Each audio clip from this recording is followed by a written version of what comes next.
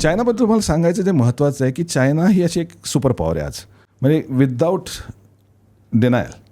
म्हणजे चायना, अमेरिकाही चायनाला घाबरते जे असं. आणि चायनाचा सध्याचा मेन एम काय, आपल्या जगातला जो व्यापार चालतो हा जवळजवळ 95 ते 98% समुद्रमार्गे चालतो, मुवमेंट ऑफ कार्गो.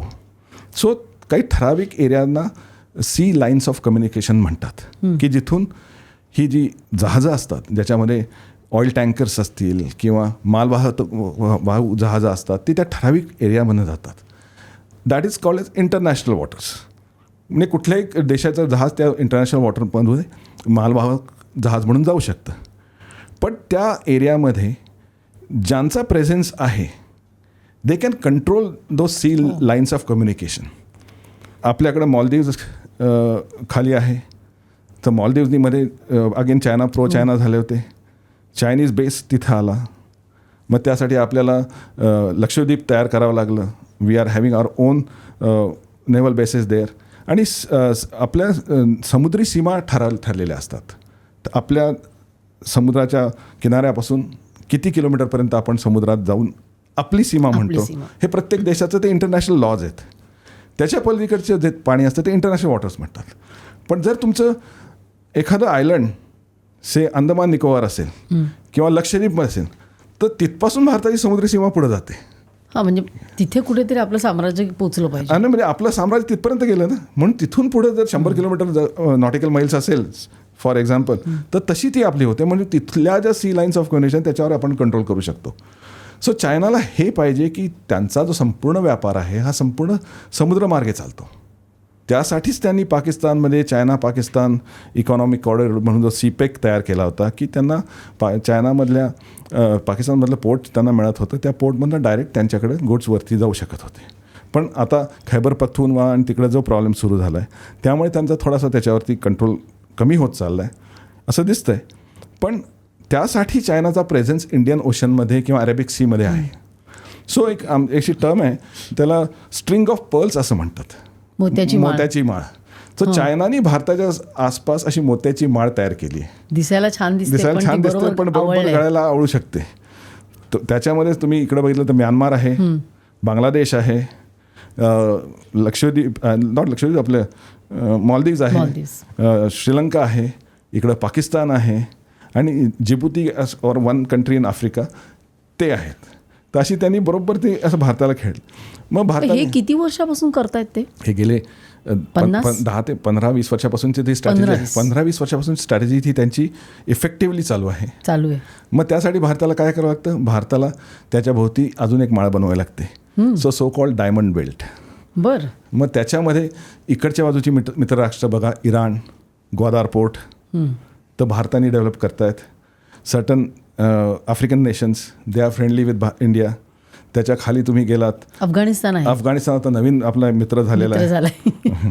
आणि nobody permanent enemy in politics और इन ग्लोबल पॉलिटिक्स. सो तसंच खालच्या बाजूला आपण जपान, ऑस्ट्रेलिया, USA, इंडिया असा एक फोरम तयार केलेला आहे. असं बघताना हे सगळं लक्षात येतं की आपण आपल्याकडनं प्रयत्न करतोय पण आपले जे शेजारी आहेत ते आपल्याला शांतपणे राहू देत नाहीत. म्हणजे वसुधैव कुटुंबकम वगैरे आपण जे काय म्हणतो ते फक्त आपल्यासाठीच असतं, बाकीच्यांना त्याचं काही घेणं देणं नसतं. तुम्ही स्वतः मला वाटतं बऱ्याचदा युद्धात भाग घेतला आहे ना, तुम्ही सिख रेजिमेंटमध्ये होता. हो. तर तुमचे लाईन ऑफ कंट्रोलचे किंवा असे काही अनुभव असतील तर सांगा. मॅडम आता असं आहे की मी इन्फंट्रीतला सैनिक असल्यामुळे मला लाईन ऑफ कंट्रोलवरती आणि जम्मू काश्मीरमध्ये काम करायला खूप संधी मिळाली. मी जवळजवळ 21 वर्ष जम्मू काश्मीरमध्ये काम केलं आहे आणि तिथला टेररिझम कसा बदलत गेला तो सगळा बघितला. अर्बन एरियामध्ये सुद्धा माझी काही सर्टन ऑपरेशन्स झाली होती. देन लाईन ऑफ कंट्रोलवरती ऑपरेशन्स होती. सांगा ना काही ऑपरेशन्सबद्दल. ती आवडतं ऐकायला. म्हणजे आम्ही आयदर पिक्चरमध्ये तरी बघतो किंवा एखादी छोटीशी अशी बातमी येते की असं ऑपरेशन झालं, इतके ठार मारले गेले. मॅडम 2003-04 मध्ये JNKमध्ये इलेक्शन्स होत्या.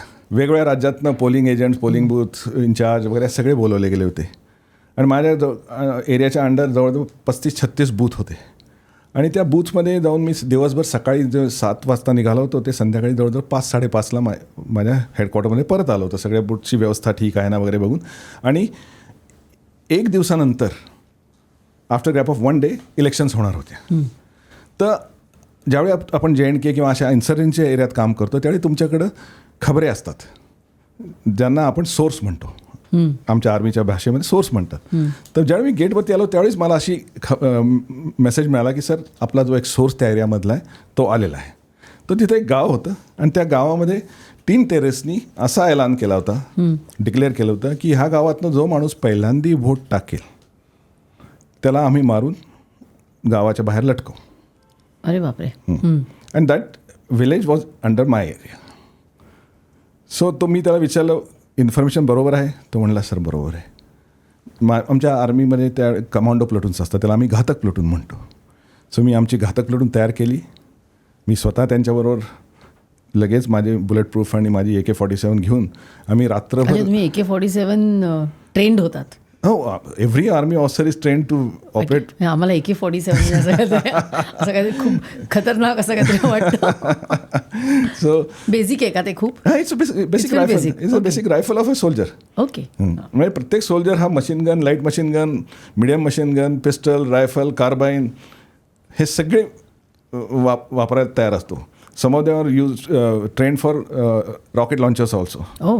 Then there is a missile platoon also. त्या मिसाईल प्लटूनमधून अँटी टँक मिसाईलसुद्धा फायर होतात. पण ते लँडवर नव्हतात म्हणजे? हां, लँडवर नव्हतात. आणि प्लस त्याच्यामध्ये तोफखानासुद्धा आमचा असतो ज्याला आपण 81 mm मॉटर्स म्हणतो. तर इन्फंट्री बटालियनमध्ये इन्फंट्री बटालियनचा म्हणजे त्याला CO साहब का तोफखाना बोलते की त्याच्यामध्ये सुद्धा 81 mm mortars is very potent and powerful weapon. अजूनही वापरलं जातं.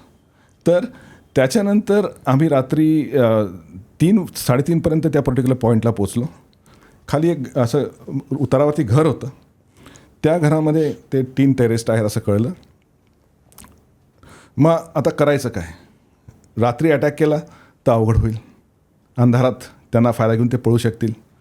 मग मी आणि माझ्या कलिग्सनी ठरवलं की आपण फर्स्ट लाईट म्हणजे सूर्य जसा उगवेल तसा आपण असॉल्ट करूयात. म्हणून आम्ही अशी त्याला आपण व्यूहरचना म्हणू शकतो तसे आम्ही कॉर्डन लावला आणि त्या घराला सगळ्या बाजूनी घेरलं. आणि फक्त एवढं ठरलं होतं की बाबा आपला माणूस असेल. आणि आम्ही सरदार सिख रेजिमेंट असल्यामुळे सगळ्यांच्या डोक्यावर पगडे असतात. ऑफिसरसुद्धा वेन वी गो देअर आम्ही बऱ्याचदा दाढी वाढवलेली असते and we wear turban. So म्हटलं आपल्या माणसाला मारू नका, बाकी सगळं ठीक आहे. आणि आम्ही सकाळी फर्स्ट लाईटला अटॅक केला. त्या घरावरती 14 मिनटं आमचं ऑपरेशन चाललं आणि 14 मिनटात आम्ही तिघांनाही मारलं. ऑपरेशन चाललं म्हणजे एक्झॅक्ट काय केलं? पहिल्यांदा आम्ही त्या घरावरती जंप मारली. अच्छा, तुम्ही फिजिकल रूफवरती मातीचं मड हट्स होते ते असं.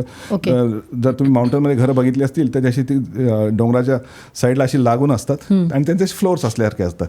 तर पहिल्या फ्लोअरवरती जंप मारली तर तिथून त्यावेळी एक म्हातारा बाहेर आला, त्याला पकडून वरती ओढला आणि त्याला विचारलं खाली. तो म्हणा खालच्या सगळ्यात खालच्या घरात आहे.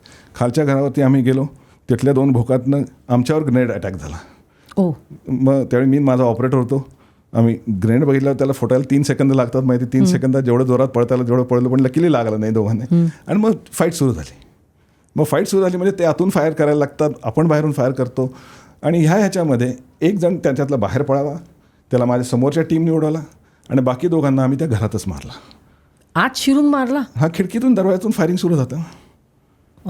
म्हणजे जसं तुम्ही बघता तसं समथिंग लाईक दॅट. पण मग तुम्ही अंगावर बुलेट प्रूफ जॅकेट असतं? मग त्यांच्या नसतात? नाही, ते झोपलेले होते. नाही, जागे होते, रात्रभर जागे होते. त्यांनी नव्हतं घातलं? नाही, त्यांच्याकडे बुलेट प्रूफ जॅकेट नाही येत अजून तरी, आली नाहीत त्यांच्याबरोबर. टेररिस्टकडे नाही येत म्हणजे अजून तरी त्यांना दिली नाही गेली. पलीकडच्या बाजूल्याकडे नसतील तेवढी बहुतेक. आणि 14 मिनिटात आम्ही ते आय वॉज व्हेरी लकी. कारण बऱ्याचदा काय होतं, ऑपरेशन 72 तास चालतात. You don't want any of your colleagues to get injured. Minimum injured म्हणजे कॅज्युअलिटी तर नको, पण इंज्युरीसुद्धा नको कोणाला. And to our good luck त्या 14 मिनिट तिघांनाही मारलं. आणि नेक्स्ट डे त्या गावामध्ये 100% वोटिंग झालं. मग वी हॅड गिव्हन डिक्टेट की बाबा रे आता ह्यांना मारले, आता कोणी घरात राहिलं तर बघा. पहिली होती ती इलेक्शन तेव्हाची? हां, ती बऱ्याच दिवसांतर, बऱ्याच वर्षानंतरची ती होती. पण मग आत ॲक्च्युअल कोणी शिरायचं त्या घरामध्ये, हे कोण ठरवतं? आता असं असतं की ज्यावेळी तुम्ही असे हाऊस एंट्री वगैरे करता त्यावेळी त्याचं आमचं ट्रेनिंग चालू असतं. त्यामुळे प्रत्येक वेळी आणि आम्ही बडी पेअर्समध्ये काम करतो. म्हणजे मी आणि माझा बडी, जरी मी त्यावेळी ऑफिसर असलो तरी माझा बडी हा विल बी हवालदार, नायक और सिपाही also, but then we are like one. He is looking after my back, I am looking after his back. आणि त्याच्यामध्ये मग हाऊस एंट्री करणारा कोण पुढे जाणार, कोण मागं राहणार, कोण कव्हरिंग फायर देणार, हे सगळं ठरलेलं असतं. आणि त्याचे रिहर्सल्स आणि प्रॅक्टिसेस होत असतात. दॅट्स वाय आर्मी ही सतत ट्रेन केली जात असते. म्हणजे तुम्ही ज्यावेळी बघता की आता हा एक्सरसाइज सुरू आहे, तिकडं तो एक्सरसाइज सुरू आहे, तर त्याच्यामध्ये ग्रासरूट लेवलपासून ते कोर लेवलपर्यंत, corps is the highest fighting formation of our army, तर त्याच्यामध्ये संपूर्ण ट्रेनिंग असतं. आणि तसा तो एक्सरसाइज कंडक्ट होतात. त्या एक्सरसाइज कंडक्ट करण्यासाठी ट्रेनिंग वर्षानुवर्ष चालतं. Every day you have to keep training and evolve methods to defeat enemy. मग त्यामुळे आर्मी जरी पीस स्टेशनमध्ये आली असली तर बॉर्डरवरती तर डिप्लॉयड असतात, तो वेगळाच एक भाग असतो. पण पीस स्टेशनमध्ये सुद्धा ट्रेनिंग चालू असतं. ट्रेनिंग सायकल्स असतात. Company level training, platoon level training, section level training, specialise training, पूर्ण बटालियनचं एकत्र ट्रेनिंग, मग ब्रिगेडचं ट्रेनिंग, असे सतत ॲक्टिव्हिटी हे चालू असतात. तर ही एक असाच हा इन्सिडेंट होता की त्याच्यामध्ये फार लवकर सक्सेस मिळाला होता. कारण बऱ्याचदा काय होतं 72 तास ऑपरेशन चालतात. तुम्ही बघितलं असेल पेपरामध्ये की इथं ऑपरेशन चालू आहे, आज 2 मारले गेले, अजून हे. कारण terrain is not always in your favour and soldier has to be lucky every day. Terrorist has to be lucky once. ही क्लिप जर तुम्हाला आवडली असेल तर संपूर्ण एपिसोड बघण्यासाठी सर्व काहीच्या पॉडकास्ट चॅनलला भेट द्या आणि क्लिप्स चॅनल सबस्क्राईब करायला विसरू नका.